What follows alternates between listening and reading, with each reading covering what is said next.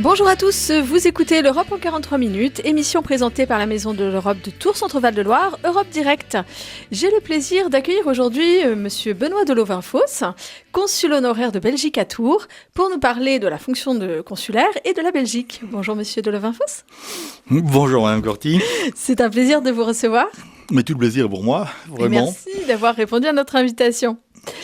Alors, on va parler un petit peu déjà dans un premier temps. Je pense que beaucoup d'auditeurs se posent la question, quelles sont les différences entre un ambassadeur, un consul et un consul honoraire ? Voilà, ce sont deux choses très différentes. L'ambassade est une mission diplomatique essentiellement, donc entre le gouvernement belge et le gouvernement d'accueil, qui pour nous est la France, avec bien sûr des missions administratives.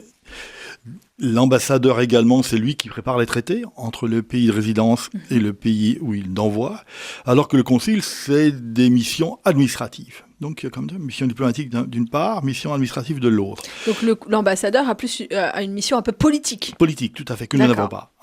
Et c'est souvent un fonctionnaire qui... Alors c'est très compliqué en Belgique, parce que bon, étant donné que nous avons des différentes communautés, wallonne et flamande, ça doit être une fois un wallon, une fois un néerlandophone. Voilà. Et D'accord. alors, voilà. Et dans les sensibilités politiques aussi, on essaye de prendre une fois un catholique et une fois un socialiste. C'est très compliqué chez nous de trouver la bonne personne, surtout pour Paris, qui est quand même une capitale importante pour nous. Quoi. Et c'est un partenaire essentiel économique, je pense, puis un voisin. Voilà, tout à fait. On a toujours eu des belles relations avec Paris, puisque notre première reine était française. Ça crée des liens. Ah, mais oui. Et donc le consul, alors ? Alors le consul, donc dans les consuls, vous avez donc les consulats généraux, qui étaient très nombreux quand j'ai commencé ma carrière, donc il y a près de 40 ans. Et maintenant, ils ont été réduits comme une peau de chagrin. Donc en France, il reste un seul consulat général, c'est Marseille. Et puis Paris avec une fonction de consulat, évidemment, les ambassades souvent ont une partie consulaire également. Mais donc voilà, tous les autres consuls généraux, on avait Lille, on avait Lyon, etc., qui ont été transformés pour une raison financière. Donc il faut savoir que les consuls dits honoraires, ce que nous sommes, je n'aime pas le terme, parce que quand on dit consul honoraire, tiens, il est en retraite. Et non, pas du tout. Alors, je préfère le terme anglo-saxon, l'honorable consul. Je trouve ça sonne mieux, et ça ne veut pas dire qu'on soit en retraite. C'est vrai. Alors ils m'ont répondu, mais attention, le consul honoraire de Belgique, lui c'est un actif, tandis que le consul de Belgique honoraire ne l'est pas. Ah, c'est une nuance de la langue française un peu subtile. Je préfère le terme que je viens d'employer, mais qui n'est pas, paraît-il, diplomatique pour l'instant. On est obligé d'utiliser consul honoraire. Voilà, ça m'amusait de le signaler. Donc les consuls généraux, donc c'est une fonction, donc comment dirais-je, administrative, donc passeport, carte d'identité, visa, évidemment. Comment dirais-je, le consulat ne gère que sa population à lui, donc nous avons des régions, enfin plusieurs départements qui dépendent d'un consulat, qu'il soit général ou pas. Donc voilà. Et alors, les consulats, donc dits honoraires, ont depuis 40 ans vu leurs compétences, j'allais dire, fortement diminuer. D'accord. Il y a 40 ans, donc, on faisait quasiment à peu près la même chose que les consuls généraux, quoi, à peu de choses près. La seule différence, c'est que les consuls généraux, ce sont des consuls de carrière, alors que les consuls dits honoraires, ce ne sont pas des professionnels de la profession, et en plus, ils sont bénévoles. D'accord. Donc, nous sommes les derniers fonctionnaires bénévoles du royaume. Et je trouve ça nous oblige un peu, tant qu'on peut le faire, tant qu'on a la santé, etc. D'ailleurs, une anecdote, c'est que nous prenons notre retraite, entre guillemets, puisqu'on n'a droit à rien, mais nos fonctions s'arrêtent, comme le cardinal, à 80 ans. D'accord. Donc c'est assez particulier. Ah oui, effectivement. C'était 70, et puis là, c'est passé à 80. C'est vrai qu'il est plus difficile aujourd'hui de trouver des consuls disponibles, surtout que le monde fait aujourd'hui qu'on voyage beaucoup plus. Donc, les chefs d'entreprise, bien souvent, se déplacent, etc. Ouais. Ils restent moins souvent sur place. Le but d'un consul, c'est qu'il soit quand même sédentaire. Donc vous étiez chef d'entreprise, c'est ça ? Tout à fait, vous aviez votre entreprise Donc j'avais une entreprise à côté, qui me permettait de financer quand même le consulat et le secrétariat. Et donc, c'est quand on a une entreprise, c'est plus facile de mandater une secrétaire, une de nos secrétaires, pour s'occuper de ça. Et donc, c'est vrai que j'ai vraiment eu des secrétaires absolument extraordinaires, dont une qui est qui a pris sa retraite il y a 2 ans seulement, et qui était déjà d'ailleurs secrétaire de l'ancien consul, M. Montenay. D'accord, donc effectivement, elle connaissait très bien la fonction. Très très bien la fonction, c'était un vrai bonheur de travailler avec elle. Donc maintenant, quelles sont plus particulièrement les activités que vous menez, vous, sur Tours ? Donc les consuls honoraires, dits honoraires, donc on nous a retiré depuis 4-5 ans les cartes d'identité et les passeports, depuis en fait la création de la des biométrie. Papiers, oui, c'est ça, biométrique. Donc nous n'avons pas la possibilité, nous n'avons pas les machines en fait, c'est un peu dommage, nous n'avons pas les moyens de pouvoir prendre les empreintes digitales de nos ressortissants. Ouais. Et alors, là, je vous l'ai dit tout à l'heure, mais c'était intéressant, j'avais dit ce serait dommage de pas pouvoir échanger nos empreintes digitales, de les faire en France auprès de nos mairies, c'est assez facile, et que les Français puissent le faire dans nos maisons communales en Belgique. Eh bien, figurez-vous qu'on est en Europe, pourtant, les machines ne sont pas compatibles. Je trouve ça assez extraordinaire, mais bon... Faudrait peut-être en toucher un mot aux députés, qu'il y ait quelque chose mais c'est de une histoire belge, mais enfin une triste histoire belge, parce que ça, c'est bien dommage. Mais peut-être que s'il y a une harmonisation au niveau de ces machines, ça pourrait être plus facile pour les ressortissants européens. Tout à fait. Surtout que... j'en parlais souvent. Là, pour l'instant, j'ai beaucoup de personnes âgées, donc qui peuvent plus ou pas se déplacer, qui sont handicapés ou simplement fatigués par l'âge, et donc ils peuvent plus se déplacer à Paris, puisque les 2 consulats généraux, enfin que c'est Paris et Marseille. Oui, donc effectivement, ça peut vite devenir compliqué. Ça devient compliqué pour les personnes à mobilité réduite, et surtout celles qui n'ont pas ou plus de famille. Oui. Quand on a des enfants, des petits-enfants, ça permet plus facilement de se déplacer, mais là pas. L'Europe en 43 minutes sur RCF Touraine. Notre invité est le consul honoraire de Belgique à Tours, M. Dolovinfos, pour nous parler de la Belgique et de la fonction consulaire. Monsieur Dolovinfos, l'un des droits des citoyens européens depuis 1992 et le traité de Maastricht, c'est d'être aidé ou d'être assisté par des consuls de n'importe quel pays, en cas de problème. Vous avez déjà eu ce cas de figure Non, sur très étonnamment, non. Non. Je n'ai pas eu cette chance de pouvoir aider nos compatriotes. Donc là, je n'ai pas été confronté à ce genre de problème. Heureusement, c'est pas toujours très facile d'aider les gens qui sont dans la détresse profonde, soit qu'ils ont tout perdu, qu'on vole leurs papiers, plus. Donc on peut même pas savoir si c'est vraiment eux ou pas. Oui. Et c'est des grosses difficultés lorsque les gens se présentent chez nous et qu'ils ont tout perdu. Est-ce vrai ou pas. Donc on a eu des expériences difficiles avec des gens qui étaient mal intentionnés pour obtenir donc une pièce d'identité facilement en prétextant qu'ils avaient tout perdu. Donc on doit être très attentif pour ce genre de problème-là. Oui, ce sont des situations assez délicates, qu'il faut bien considérer. Et alors, vous aidez essentiellement les ressortissants belges sur le territoire. Oui. Donc vous avez dit que vous ne faisiez plus les cartes d'identité. Depuis quelques années, parce que tout est centralisé à Paris maintenant. Et donc, qu'est-ce que vous faites justement pour eux ? Est-ce que vous Alors, les au point de vue aidez administratif, au point de vue papier, donc nous faisons encore les passeports provisoires. Lorsque quelqu'un est vraiment dans la misère, qu'il doit prendre un avion par exemple, il ne peut pas le prendre sans passeport. Et donc nous avons encore cette possibilité d'établir un passeport avec l'aval de l'ambassade, donc pour les gens qui seraient vraiment en difficulté, qui doivent prendre un avion pour se déplacer. Donc voilà, au point de vue administratif, plus que ça. Sortie de territoire, de temps en temps, mais on en demande, avant il fallait quand un enfant mineur belge, quitte le pays, donc une permission de sortie de territoire. Ça, on ne le fait plus. On fait encore un certificat de vie lorsque les personnes âgées... Ça avait été supprimé, puis on le remet. Ce qui est en Belgique, quand vous êtes en retraite, tous les ans, vous devez prouver que vous êtes vivant. D'accord. Et donc, vous devez aller à la mission diplomatique la plus proche, ou une mairie, pour signer un document comme quoi vous certifiez être bien vivant, pour éviter la fraude. Oui. Parce qu'il y a un risque de fraude, surtout dans les pays lointains où les communications sont plus compliquées. Oui, bien sûr. Donc, c'est pas pour continuer à toucher sa retraite, voilà. en fait. Et si vous ne le faites pas, vous ne la touchez pas. D'accord. Donc, si vous n'avez pas rempli vous-même, le demandeur et l'autorité, s'il n'est pas signé et cacheté, la retraite saute. D'accord. Donc, c'est une bonne manière, en fait, d'éviter les problèmes. Et est-ce que c'est aussi le cas pour, par exemple, des Français qui auraient travaillé en Belgique pendant très longtemps et donc qui toucheraient peut-être une retraite belge et qui j'ai jamais eu de cas, j'ai jamais eu de Français qui sont venus avec un certificat. Normalement, J'imagine que... Mais c'est vrai que je n'ai pas... Vous n'avez pas eu ce cas. Pas ce cas-là. J'imagine qu'ils vont directement à leur mairie. Oui. C'est vrai, ils n'ont pas le motif. Surtout que le consulat, j'ai 9 départements, donc je vois mal quelqu'un du fin fond de la Corrèze ou de la Creuse venir me demander ça, quoi, puisque les mairies ont la possibilité de le faire. D'accord. Mais j'imagine que si c'était le cas, je le ferais, quoi, puisqu'il a travaillé en Belgique. Mais normalement, nous travaillons avec et pour les ressortissants belges. D'accord. Donc, essentiellement, vraiment les Belges. C'est notre mission, c'est la Belgique. Après, on sort dans de les votre compétences. prérogative, Voilà, tout à fait. Donc, vous êtes consul honoraire depuis presque 40 ans maintenant, vous nous avez dit.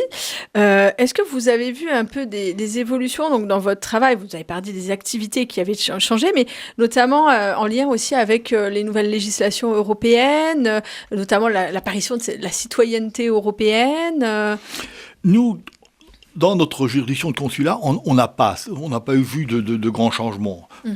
Bon. En plus, je vous disais également que le Belge est resté il est resté belge. Le Belge est fier de sa nationalité, de son pays, très, très royaliste en général. La plupart des Belges sont restés très royalistes. Donc, ils sont restés un peu comme ils étaient avant, quoi. Et ça, j'aime bien. Donc, ils n'ont pas forcément pris d'autres nationalités ou, non, voilà, il y en a beaucoup, parce que la France, dans d'autres pays aussi, donne la nationalité du sol. Donc les Belges, jeunes Belges, les enfants belges nés en France, ils sont français. Enfin, c'est plus maintenant, je crois que ça a changé depuis quelques années. Moi, j'ai 4 enfants, il y en a 2 qui ont que belges, parce que la loi n'existait pas à ce moment-là. Les 2 derniers, ils sont nés après la loi du sol, et donc ils sont aussi français, quoi. D'accord. Parce que je crois que maintenant, c'est peut-être aussi... ça évolue peut-être. Il me semble qu'ils peuvent la demander. Mais je crois à partir de 18 ans, il me semble. Oui, alors c'est possible qu'il y ait eu un moment où c'était automatique. C'est pas dans les 5 premières années, c'est les parents qui doivent demander la nationalité d'origine à leur ambassade. Avant, c'était effectivement à 18 ans, l'enfant devait... Et il avait entre 10 et 28 ans pour le faire. Voilà, ça a évolué. Des petites évolutions, oui. Mais du coup, vous recevez vraiment, en fait, vos missions, c'est de l'État belge, l'État belge, mais qui, eux, peut-être, ont justement retranscrit dans leur loi, du coup, la législation européenne. Automatiquement. Mais chez vous, ça vous arrive, en fait, via le gouvernement belge. C'est ça, tout à fait. Donc, vous n'avez pas... on n'intervient pas directement d'action là-dessus. Tout à fait. Vous n'avez pas directement de directives européennes. Oui. Alors, une autre chose dont on n'a pas parlé tout à l'heure sur la mission des consulats, c'est que les gens qui sont arrêtés, emprisonnés ou en garde à vue peuvent faire appel à leur consul, à leur ambassadeur, si vous voulez, pour échanger sur la question. J'ai eu le cas plusieurs fois. Et pourtant, peu de gens le savent, des gens comme ça qui m'ont appelé. Parce qu'en général, quand vous êtes en garde à vue et vous ne pouvez voir personne, eh bien là, le consul peut les voir. D'accord. Et avec un temps, moi, le dernier que j'ai fait, je suis resté 1h30 dans la cellule, quoi. Donc, il y a quand même une possibilité pour les gens de demander secours à leur pays, à travers leur consul. Et c'est important, il faut le savoir. Beaucoup de gens ne le savent pas. Parce que parfois, vous pouvez être arrêté... alors que vous êtes parfaitement innocent. Mais bien sûr. Et même si vous n'êtes pas innocent, vous avez des droits. Et puis vous avez des droits. Et vous avez quand même le droit d'être assisté et d'être aidé. Tout à fait. Tout à fait.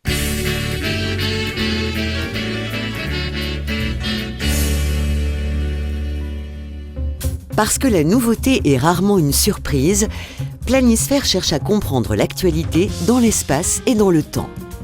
Chaque semaine, des historiens, géographes, géopoliticiens, journalistes ou acteurs des relations internationales prennent le temps d'expliquer les soubresauts du monde.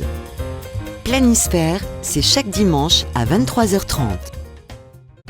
RCF, l'Europe en 43 minutes. Notre sujet aujourd'hui est la Belgique et la fonction consulaire avec Benoît de Lovainfosse, consul honoraire de Belgique à Tours.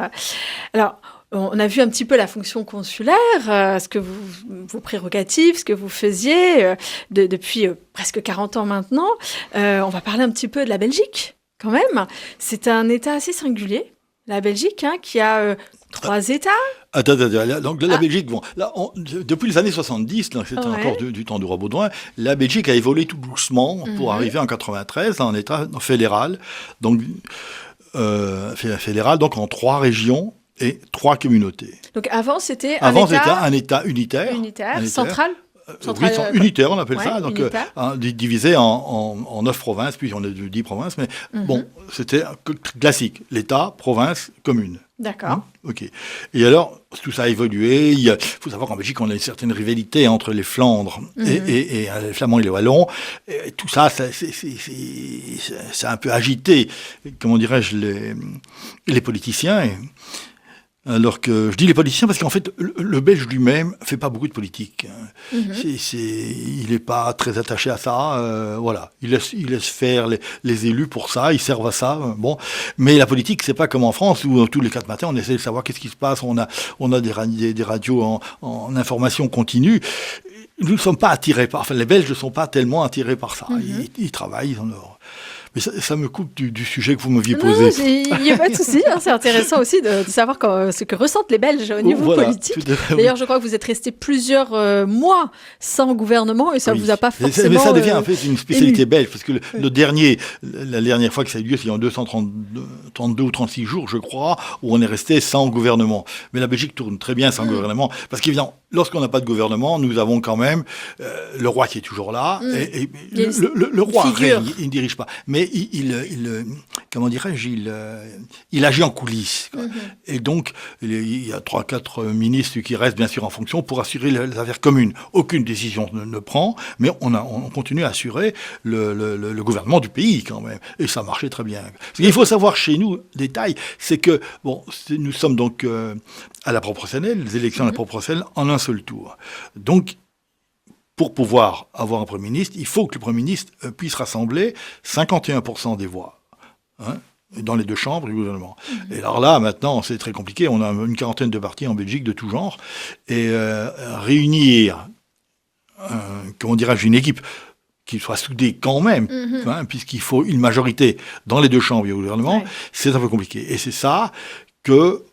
on a eu des difficultés, d'autant plus que le roi a tenu, c'est donc le parti flamand, le NVA, donc c'est le nouveau parti flamand, si vous voulez, en français, c'est une nouvelle alliance flamande, si vous voulez, et qui a gagné les élections, et donc le roi a tenu que le vainqueur de ce mouvement était donc Bart de Wever, qui était le bourgmestre d'Anvers, depuis 2013, je crois, d'Anvers.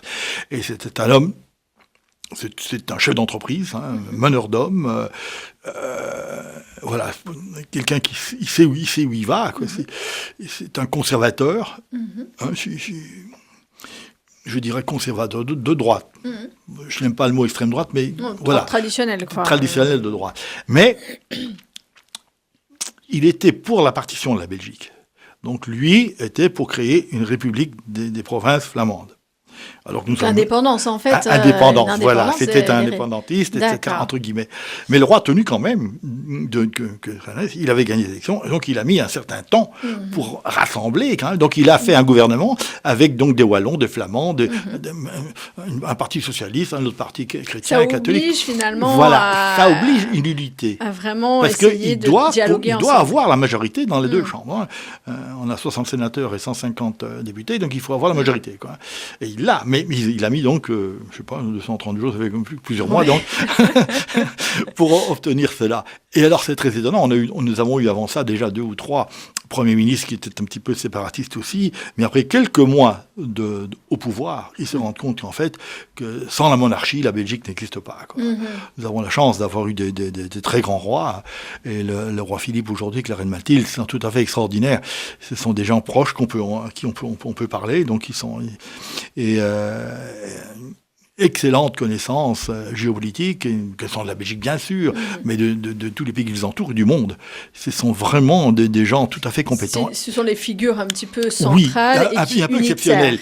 On a une chance d'avoir, parce que bon, comme les rois héréditaires, on peut très bien avoir parfois des personnes moins compétentes. Et là, nous avons beaucoup de chance. Là, les rois que j'ai connus de ma vie, donc le roi Baudouin, puis on a eu le roi Albert II, et le roi Philippe, maintenant, son fils. Et on a des gens assez extraordinaires. On sent que les Belges tiennent à leur monarchie. Oui. Bon, on a une petite partie, comme je peux pas dire. Toujours. Je pense qu'en Belgique, on est encore à 80%, pas loin, 75%, 75%, pardon. 75. de Belges fidèles à la monarchie, c'est sûr. Quoi. Mais alors, justement, pour revenir un petit peu à cette partition, un petit peu, entre ces deux grandes régions, la Wallonie et les Flandres, comment ça s'explique ? Faites-nous un petit peu d'histoire. Là. Qu'est-ce qui s'est passé ? La Belgique est récente, puisque la Belgique a été créée en 1830, hein, et le roi a été nommé en 1831, c'est le 21 juillet 31, et c'est d'ailleurs la date de notre fête nationale belge, c'est donc la prise de fonction du roi. Hein. Voilà. Donc, avant, elle était quoi ? Avant, on était jalousés par tous les pays d'Europe. Vous étiez divisés. On était divisés. Donc, dès 1815 à 1830, c'était le Hollandais qui les 17 provinces. Avant ça, c'était la France. Oui, la France on nous a qui quittés grâce ou à cause de Waterloo. Ouais. Donc, on a récupéré. En plus, il y a les Autrichiens, les Bourguignons. On était vraiment. Parce que la Belgique. Un peu comme la Pologne, en fait. Vous étiez tout le temps. Oui, sauf séparés. que nous étions très centrales au cœur de l'Europe. La Belgique était vraiment au cœur de l'Europe, avec des villes très marquantes, des villes importantes au point de vue commerce, etc. Gand, Bruges, Anvers, dans les Flandres. Ouais. C'est vraiment des villes très très actives, parce que la mer arrivait plus loin que ce qu'on connaît aujourd'hui. Quoi. Et donc ces villes étaient très très actives. Et à le point de vue culturel, elles ont gardé cette architecture, si vous voulez, de la fin du Moyen-Âge, superbe, des bâtiments de beauté, comme la Grand Place de Bruxelles d'ailleurs, qui est une grande place unique, enfin, extraordinaire. Quoi. Votre émission sur l'Europe, c'est l'Europe en 43 minutes sur RCF. Nous parlons de la Belgique et de la fonction consulaire avec Benoît de Lovain-Fosse, consul honoraire de Belgique à Tours. Donc on continue un peu sur l'histoire de la Belgique. Vous nous disiez qu'elle avait été finalement... La Belgique, dans toutes nos provinces, voilà. ont été, comment dirais-je, enviées parce que on avait des villes très très riches avec des corporations très très fortes, notamment Bruges et Gand. C'était des villes hanséatiques, hein. Pardon, les villes hanséatiques, ça qui faisait partie de la Hanse. Oui, absolument. Je ne suis pas très très fort en histoire, donc là, il faut être très prudent. D'ailleurs, quand j'étais au collège, on m'a abusé, donc on m'a pas donné ma moyenne en histoire. C'est pas grave. Mais en tout cas, on sait que voilà, vous nous dites bien que ce sont des villes importantes au niveau commerce, donc florissantes, donc qui étaient convoitées. Culturel aussi, parce que nous avons énormément de grands artistes. Effectivement. Je parle de la peinture, primitif flamand, etc. Et c'était un centre assez extraordinaire, qui a drainé donc de loin beaucoup de monde, et pour améliorer nos villes, en fait, ça aussi, et le commerce. Quoi. Mais pourtant, les Flandres n'ont pas toujours été la région la plus riche. Non. Alors, les Flandres, il y a autre chose dont on n'a pas trop parlé, c'est que la langue flamande n'était pas du tout la langue officielle. La langue française, belge, en Belgique, on parlait le français. C'était la seule langue officielle. En plus de ça, les Wallons, ce sont eux qui dirigeaient, en fait, le pays, grosso modo. Après 1830. Ah oui. Ouais. Quand la Belgique a été créée telle qu'on la connaît aujourd'hui. Et donc, et souvent, les petits boulots étaient laissés donc aux Flamands, qui étaient des gens travailleurs, bosseurs, fidèles. C'est pas pour ça que les Wallons ne le sont pas. Mais je veux dire, ils ont un esprit un peu différent. Quoi. Ouais. Et voilà. Et alors, il y a eu donc une rivalité qui a monté. Hein. Nous sommes donc là dans les années 1900, puis a monté. Et puis c'est le roi, donc Albert Ier, qui en 1930, a reconnu donc le flamand comme deuxième langue nationale. Alors là, il y a une erreur, à mon avis, de nos politiciens, puisqu'on déclarait une deuxième langue nationale, il aurait fallu imposer dans toutes les communes belges et toutes les écoles, paf, crac, 2 langues. C'était facile, la moitié en flamand, la moitié en français. Et ça aurait simplifié, je pense, le problème linguistique. Oui, comme c'est le cas dans certains pays où on a vraiment 2 langues. Et là, ça n'a pas été fait. Et alors, Il a fait tout. Alors, en plus, les Flandres se sont fortement développés grâce au port d'Anvers. Hein, et donc, ont attiré des industries du monde entier. Il faut voir c'est dommage, ça a abîmé un peu le paysage. Quand vous allez à Anvers, aujourd'hui, qui est une très jolie ville, et que vous attaquez la partie commerciale, la zone industrielle, c'est triste, quoi.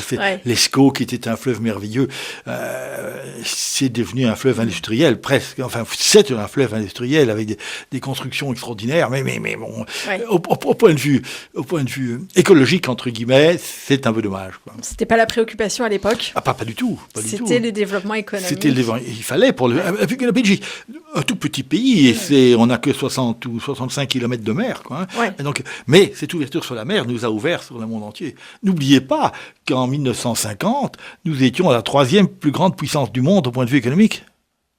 Je l'ignorais complètement. Ah ben voilà, grâce à notre colonie, qui était le Congo, Congo belge, qui avait été découvert donc sous Léopold II. Léopold II était un homme assez extraordinaire. Il est critiqué peut-être, mais parce que les gens ne le connaissent pas. Mais c'est un homme fabuleux qui avait des idées grandioses, des projets plein la tête. Hein. Et alors, il n'avait pas trouvé personne, il cherchait quelqu'un pour l'Afrique, justement. Et donc, c'est là qu'il a trouvé, ça y est, j'ai oublié son nom maintenant, et qui a travaillé pour lui, et qui a découvert hein, qui était le premier, plus ou moins, à découvrir ou à mettre en évidence le Congo tel qu'il est. Et donc le Congo était la propriété personnelle du roi. D'accord. C'est très particulier, quoi. Et ce n'est que tout à la fin, sur son lit de mort ou presque, que le gouvernement a accepté ce cadeau qui était une mine des trésors absolument extraordinaire. C'est le Kivu, le Haut-Kivu, etc. C'est une anomalie, comment dirais-je, géologique. Vous accumulez tous les minerais qui existent, qui sont nécessaires là-bas. C'était donc grâce à ça. La Belgique était devenue le 3e plus grand puissance du monde. Bon, c'est pas mal quand même, le tout petit pays. Tout à fait. RCF, dans le Blésois, 96.4. Dans l'Agglo de Tours, 100.4. Votre émission sur l'Europe, c'est l'Europe en 43 minutes sur RCF. On ne pouvait pas évoquer la Belgique sans Jacques Brel, bien entendu. Très belle chanson, Le Plat Pays. Alors, on continue un petit peu sur cette partition de la Belgique. Qu'est-ce qui a expliqué maintenant le déclin de la Wallonie, qui était pourtant qui avait le pouvoir à l'époque? Tout à fait. Toute la richesse de la Belgique se concentrait en Wallonie. Donc, les charbonnages. Au sud, hein. Donc, au sud ici, quasiment sans Brémeux, si vous voulez, le sud du pays. Et qui était wallon. Hein. Alors, c'était les charbonnages qui étaient une richesse très importante pour la Belgique. Toute l'industrie textile. Hein, nous avions 49 industries textiles très, très importantes, les lainiers, etc., jusqu'à la dernière guerre. Et ça a décliné pour, finalement, la dernière industrie textile importante en Belgique est tombée en 87. Et donc, nos secteurs d'activité très importants ont périclité. Périclité, la métallurgie a périclité aussi. Enfin bon, bref, c'était vraiment un peu compliqué. C'est le cas un peu partout en Europe d'ailleurs, même dans les Hauts-de-France aussi. Mais c'était chez nous centré, en Wallonie. D'accord. Alors que d'un autre côté, les Flamands développaient le port d'Anvers, développaient donc toute l'économie, etc. Ont attiré chez eux les industries étrangères dans des zones d'activité très importantes. Et tout ça a fait que, donc, d'un côté, la Wallonie, qui était la province riche de Belgique, sont devenues les provinces pauvres. Ça a basculé. Et les Flamands, qui étaient les provinces pauvres, ont inversé la tendance. Hein. Ce qui a fait aussi cette rivalité entre Flamands et Wallons. Et du coup, vous nous aviez dit tout à l'heure qu'à partir de à peu près 1973, jusqu'en 1970. Voilà, 1970 et jusqu'en 1993, il y a eu la construction justement de cet État fédéral, peut-être pour éviter aussi l'éclatement de la Belgique. L'éclatement, le roi Baudouin, qui était un homme tout à fait extraordinaire, a bien vu qu'il fallait faire quelque chose. Et il y avait déjà eu des demandes avant de faire un État fédéral, etc. Donc il a étudié tout ça, de 70 à 93. 93, il est mort. Hein, fin juillet 93, le roi Baudouin est mort. À ce sujet, tiens, j'en ai fait bien sûr une messe des requiem ici, célébrée par Monseigneur Honoré, qui était l'archevêque de Tours à l'époque. Et alors, on a eu plus de 2000 personnes qui sont venues signer les registres pour le roi. C'est un signe important il a marqué son pays. Il était jeune, puisque le roi Baudouin est donc né en 30, et moi en 93, donc il avait 63 ans. Oui, c'est assez jeune aujourd'hui. Il avait un long arbre, il était entré, il a pris le succès de son père après qu'on a appelé la question royale pendant la guerre 40-45, à 20 ans. Donc il n'était pas majeur, on l'a mis sur le trône. La majorité à l'époque était 21. À 21 comme enfant, je crois, non? Probablement. Oui, je pense. Je n'étais pas née. Parce qu'on n'a pas parlé de la question royale, c'était une période très difficile. Hein. Le roi Léopold III, donc avait épousé donc une princesse suédoise, la reine Astrid, la reine des neiges, superbe, extraordinaire. Et alors ils sont partis en Suisse pour se reposer un week-end. Et alors il avait dit à son chauffeur, vous prenez la voiture, moi je prends. Il était très sportif, il a pris une voiture de sport, je ne sais plus ce que c'était. Enfin bon, ouais. Et alors il a eu un problème mécanique. Hein, et la reine, ils ont eu un accident et la reine est tuée net. Et c'était un drame extraordinaire pour lui. Donc c'est la mère du roi Baudouin, du roi Albert, etc. Et adoré la Belgique. Quand on voit les photos, c'était une reine fabuleuse. Et donc voilà. Bon, après la guerre est arrivée. Hein, la guerre est arrivée. Et pendant la guerre, le roi a épousé une Flamande, la fille du gouverneur de Et ça, c'est pas passé. Que le roi, qui était donc astreint à résidence pendant la guerre, se marie. Les Belges, c'est très curieux. Les politiciens belges n'ont pas aimé. Et ça, donc, a entraîné ce qu'on a fait la question royale. C'est son frère qui a pris la régence à ce moment-là, mais c'était compliqué. La Belgique s'est disputée, il y avait les pour, il y avait les contre, etc. Personnellement, je ne vois pas ce qui gêne. Il y a beaucoup de gens qui se sont mariés pendant la guerre et je ne vois pas la difficulté. Enfin bref, là, ils étaient un roi, voilà. Ils devaient donc souffrir avec ceux qui souffraient. Bon. Et donc, pour sauver la monarchie, donc il a déposé la couronne. Et c'est le jeune roi Baudouin, 20 ans, qui a pris la suite dans des conditions extrêmement difficiles. Et donc, il a œuvré pour l'État fédéral. Et il a œuvré, oui, tout à fait, pour l'État fédéral. Quoi. Donc, il a quand même 20 ans d'État militaire, quand même. Oui, mais il a compris qu'on ne pouvait pas rester comme ça, qu'il fallait une certaine compétence, parce que chez nous, les régions et les communautés ont des compétences qui leur sont propres. Donc, oui. On a trois... on a trois régions et trois communautés. La région flamande et la communauté flamande se superposent, c'est la même région, alors que la communauté, comment dirais-je, wallonne. Communauté wallonne et allemande. Voilà, la communauté allemande fait partie de la région wallonne. Voilà. Donc nous avons trois communautés, wallonne, flamande et allemande. Dans la région, on n'a que trois régions, Wallonie-Flandre et Bruxelles-Capitale. Votre émission sur l'Europe, c'est l'Europe en 43 minutes sur RCF. Nous sommes aujourd'hui en compagnie de Benoît de Lovain-Fosse, consul honoraire de Belgique à Tours, pour nous parler de la Belgique et de sa fonction consulaire.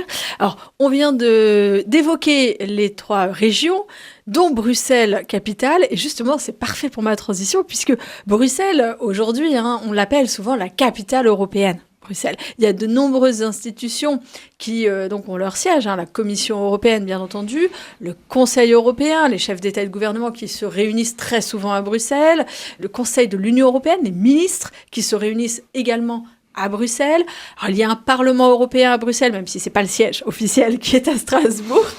On y tient à notre siège officiel. Et donc, la construction de cette capitale européenne, finalement, qu'est-ce que ça a changé à Bruxelles pour les Belges, pour les Bruxellois ? Pour les Bruxellois, ça les a gênés. Vraiment ? Fait, dans leur vie de tous les jours, c'est vrai que ça... On a, je crois que c'est 10 000 fonctionnaires qui travaillent, donc c'était un apport de personnes très importantes. Donc, mais bon, c'est moi qui je rigole, je dis ça. Alors, Bruxelles, c'est vrai que la Belgique, avec Bruxelles comme capitale, est quand même le centre de l'Europe, aussi bien géographique un peu moins maintenant géographique, parce qu'on se déporte un peu plus vers l'Est. Oui, c'est vrai. Mais À l'époque, en tout cas, si vous traversez l'Europe, rien à faire, vous passez presque par Bruxelles. Oui, c'est vrai. Nous avons un axe routier qui est très important, un axe ferroviaire très central quand même. Très très central, facile d'accès. Donc tout ça a fait que c'était la vocation de Bruxelles quand même quelque part d'être la capitale de l'Europe, quoi. Et du coup, qu'est-ce que ça a changé un petit peu dans leur vie, tout à coup, de devenir un peu capitale européenne ? Ça leur a donné un petit peu de comment dirais-je, de satisfaction de voir quand même que nos tout petits pays jouent un rôle quand même important en Europe, quoi. Et au niveau vie économique sur Bruxelles, je suppose que ça a développé aussi. Oui, ça a développé. Tout à fait. Ça fait des coins de Bruxelles qui se sont développés fortement. Et les prix ont monté aussi, parce que Bruxelles n'était pas une capitale chère, si vous voulez. Les prix de Tours sont quasiment ceux de Bruxelles, si vous voulez, pour vous faire une comparaison pour nos Tourangais qui nous écoutent. Donc Bruxelles n'est pas une capitale chère, comme vous pourrez parler de Paris, de Londres, ou de ces capitales qui sont absolument à des prix inabordables, quoi. Donc Bruxelles était et reste encore, à part 2-3 quartiers extraordinaires, ça reste abordable comme capitale. C'est l'intérêt, quoi. Et puis bon, le vieux Bruxelles, là, quand vous parlez de Bruxelles, avec la Grande Place, et là, il y a ceux qui passent par là, tous les confrères que je connais ici en France, qui sont passés un an ou deux à Bruxelles, c'est comme dans le film Les Ch'tis, quoi. Ils étaient contrariés d'y aller, mais quel bonheur de vivre à Bruxelles. Voilà. Donc il y a quelque chose. Le peuple belge, c'est vrai qu'on a un sens de l'accueil très particulier. Et les Bruxellois, avec cet accent très particulier de Bruxelles, que je vous imiterai pas, je sais pas faire, mais ils sont très accueillants. Et puis dans le vieux Bruxelles, c'est merveilleux, des vieilles rues médiévales, cette grande place extraordinaire qui vit autant de saisons, puisque vous avez, quand c'est le printemps va arriver, ça va être couvert de fleurs. C'est tout à fait fabuleux. Là, on a eu donc Noël avec les crèches, etc. Bon, non, c'est une place qui vit, qui est très très belle. Je voulais aussi savoir un petit peu, parce que c'est devenu finalement une capitale très cosmopolite. Oui. Parce que comme maintenant c'est Oui, là on attaque un autre sujet. Cosmopolite sur le plan uniquement, comment dirais-je, politique, parce qu'en fait on est le centre de l'Europe avec toutes les représentations. Oui, mais en plus de ça, nous avons eu des politiques, si vous dites, d'immigration un peu laxistes. Donc, ce qui fait que ça a bougé beaucoup. Hein. Donc, on a des quartiers de triste mémoire, si on parle de Molenbeek, par exemple. Voilà, on a des quartiers abîmés, si vous voulez, où là, vraiment, il y a un souci. Il y a un souci, et le Premier ministre actuel a pris ça à bras-le-corps. Et là, il s'attaque vraiment à quelque chose d'extrêmement compliqué. Mais c'est pas c'est notre Premier ministre, Bart de Wever, est quelqu'un qui n'a pas peur de renverser la table. Et alors, comme un point de vue économique, c'est vraiment un bon. Il sait de quoi il parle, il sait qu'il veut redresser le pays. Et depuis d'ailleurs qu'il est donc Premier ministre, il parle vraiment du pays. J'ai beaucoup aimé. Je ne sais pas si vous avez entendu, il y a un mois, le débat qu'il a eu avec la Commission européenne.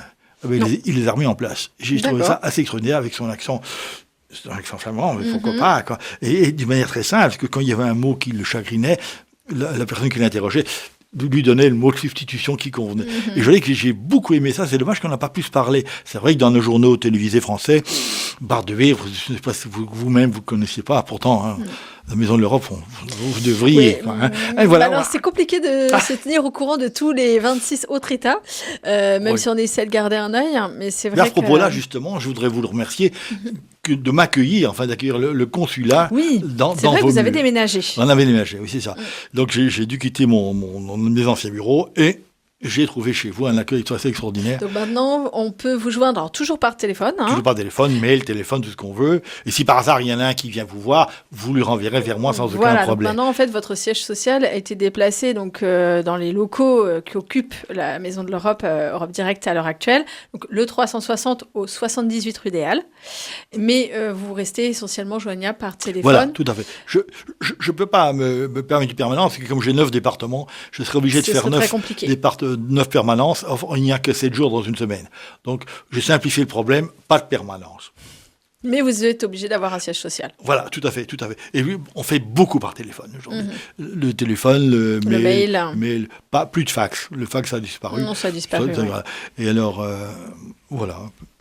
Et du coup, juste pour terminer un petit peu, sur peut-être une petite note, un peu, la Belgique, vous conseillez aux Français de venir visiter votre pays, qu'est-ce qu'il faut voir en Belgique lorsqu'on vient en Belgique? La Belgique, c'était un des très, très beaux pays quand même d'Europe, hein, avec la Wallis du Nord, Bruges, qui a merveilleusement, donc les différents bourgmestres de Bruges ont sauvegardé quand même le cœur de Bruges, ces canaux merveilleux, la Grande Place de Bruges. C'est la Venise du Nord, la petite Venise du Nord. Mais c'est vrai, elle mérite ça. Hein.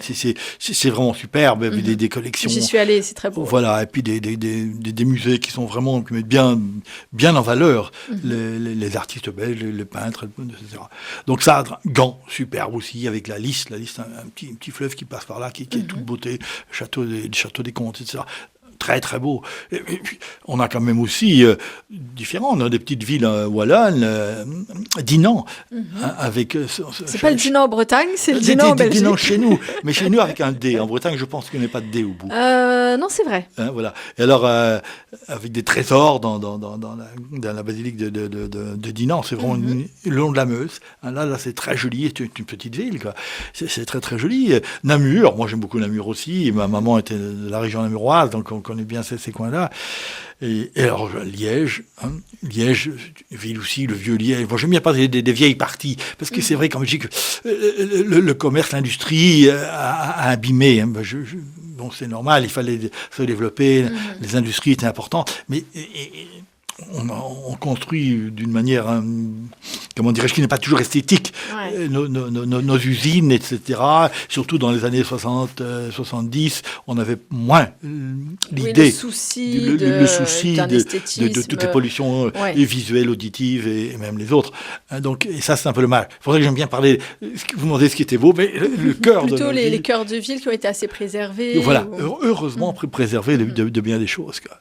Et du coup, la campagne aussi, peut-être. Alors, la campagne, oui, la campagne, il y a des très, très belles campagnes, mais c'est vrai, la Belgique, c'est un tout petit pays avec beaucoup d'habitants, puisque nous avons dépassé les 10 millions d'habitants pour 33 000 km². Donc donc forcément, il y a une concentration importante. Mais le plat pays, je suis né, moi, dans les Flandres, donc voilà, j'aime beaucoup mon plat pays. Voilà. Et la Wallonie est un beau pays, on a des forêts, etc., des très belles forêts, des ruisseaux et des rivières, la Semois, la Lesse, qui laissent rêver.